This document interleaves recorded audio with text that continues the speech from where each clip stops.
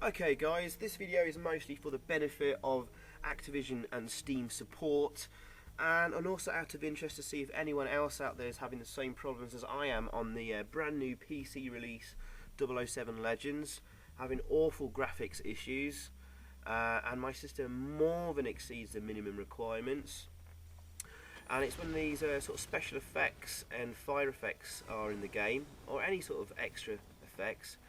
As you can see, as I look towards the effect, like the exploding plane there and the fire, it's just as if the screen can't render it, and it sort of jumps and makes the game completely unplayable, even looking up and down. So we're looking towards the fire and suddenly it just jumps up, and if you can eventually start looking at it if you're very slowly moving. And also adjust the look and mouse sensitivity right down, because that's quite appalling in the game. But no joy. And just for another test purpose, we'll just put the game into 640 by 480 resolution, and there's no difference even if I put it in a Windows mode.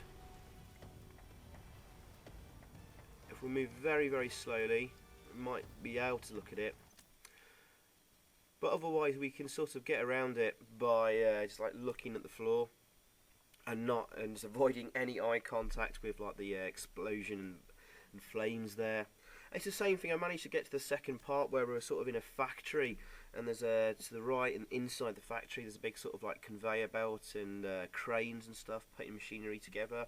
Same problem happens there. So we're going to see if we can just like get by this effect here. I mean, look at the resolution. It's 640 480 and it can't handle it. It looks like it's an incompatibility problem with the graphics card. But it's quite a modern graphics card. We shouldn't be having these problems. Some of the effects are okay, but we're still getting a horrible screen jumping here. But